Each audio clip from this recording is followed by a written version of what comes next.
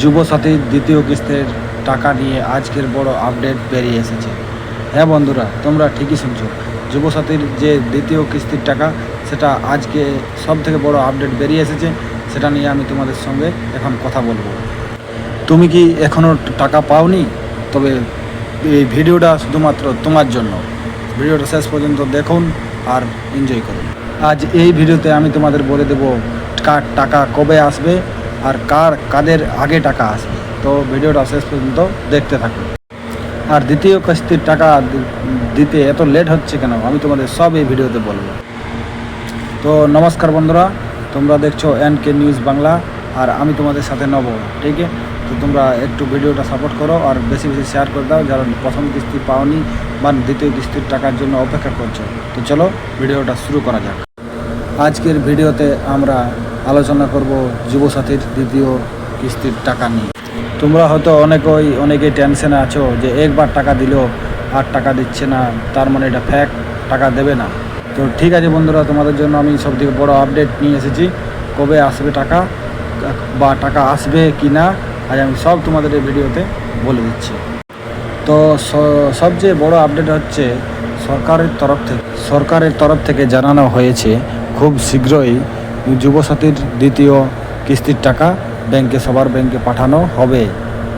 কিন্তু হ্যাঁ, একটা গুরুত্বপূর্ণ বিষয় আছে যে এই টাকা সবার অ্যাকাউন্টে একসাথে ঢুকবে না।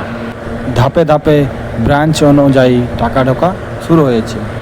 মানেটা হলো কিছু মানুষ হয়তো আগে পাবে, কিছু মানুষ একটু লেট হবে। কিন্তু এখানে হয়তো তোমাদের মনে প্রশ্ন উঠবে, কি টাকাটা কারা আগে পাবে? এই তো আগেই বলে দিই বন্ধুরা, যাদের ডকুমেন্ট ভেরিফিকেশান অলরেডি কমপ্লিট হয়ে আছে বা যাদের ব্যাংক অ্যাকাউন্ট অ্যাক্টিভ আছে বা আধার প্রপারলি লিঙ্ক করা আছে, এই সব ঠিক থাকলে তাদের অ্যাকাউন্টে টাকাটা আগে ঢুকবে। এখন তোমাদের মনে প্রশ্ন আসবে, কেন দেরি হচ্ছে? প্রধান ক্ষেত্রে এটির প্রধান কারণ হলো, শোনো, 1 নম্বর হলো তোমার ব্যাংক ডিভাইস ভুল, 2 নম্বর হলো তোমার IFSC কোড, আর 3 নম্বরের সব থেকে বড় যেটা হলো সেটা হলো আধার লিঙ্ক না থাকা। ব্যাংকের সঙ্গে আধার লিঙ্ক না থাকলে কিন্তু আরও দেরি হতে পারে। তো ক্লিয়ার বাত বলে দিই ভাই, এই সমস্যাগুলোর জন্যই হয়তো সবারই টাকাটা আটকে আছে। হয়তো তোমরা এখন সবাই ভাবছো এখন কি করবে। চিন্তার কিছু নেই বন্ধুরা, আমি যতক্ষণ আছি তোমাদের সব কিছুর সমাধান আমি করেই যাব। তো তুমি যদি টাকা না পেয়ে থাকো, তো এই 3টি কাজ তুমি এক্ষুনি করো। 24 ঘন্টার মধ্যে তোমার অ্যাকাউন্টে টাকা চলে আসবে। তোমার ব্যাংক অ্যাকাউন্ট চেক করো আগে আধার লিঙ্ক আছে কি না। যদি না থাকে, তুমি সঙ্গে সঙ্গে গিয়ে আধার লিঙ্কটা করে নিয়ে আসো। 2 নম্বর, ফর্মের সব ডিভাইসগুলো মিলিয়ে দেখো। প্রয়োজন হলে ব্লক অফিসে গিয়ে যোগাযোগ করো। এই 3টে জিনিস তোমার যদি ঠিক থাকে, তোমার দ্রুত টাকা চলে আসবে।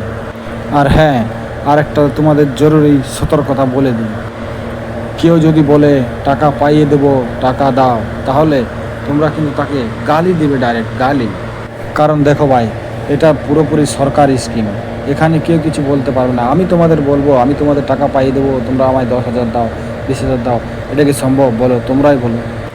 তবে হ্যাঁ বন্ধুরা, আমি যেটা এখন পর্যন্ত আপডেট পেয়েছি সেটা হলো টাকা আসবে, কিন্তু এখন নয়, এপ্রিলের শেষ সপ্তাহের মধ্যে টাকা দেওয়া শুরু করবে। সরি বন্ধুরা, আমি একটা আপডেট পেয়েছিলাম 10 থেকে 15 তারিখের মধ্যে সবার অ্যাকাউন্টে টাকা চলে আসবে, ঠিক আছে? তো চলো বন্ধুরা, ভিডিওটা এই পর্যন্তই শেষ করি। আর তোমরা কমেন্ট করো কার কার টাকা এসেছে, কমেন্টে লিখে জানাও ইয়েস ইয়া নো। আর ভিডিওটা প্রচুর পরিমাণে শেয়ার করে দাও বন্ধুরা। আর হ্যাঁ, যদি তোমার নাও এসে থাকে, তো তোমার সমস্যাটা একবার কমেন্টে লিখে দিয়ে যাও, আমি চেষ্টা করব তোমাদের সাহায্য করার। আর ভিডিওটা যদি তোমাদের ভালো লাগে থাকে বন্ধুরা, একটা লাইক দিয়ে যাও। আর প্রতিদিন এমন ভালো আপডেট পেতে চ্যানেলটি সাবস্ক্রাইব করে যাবেন। তো চলো বন্ধুরা, ধন্যবাদ আজকের এই ভিডিওতে। আবার দেখা হচ্ছে পরের ভিডিওতে। তো চলো, টাটা, বাই বাই, ভালো থেকো, সুখে থেকো, সবাই ভালো থেকো।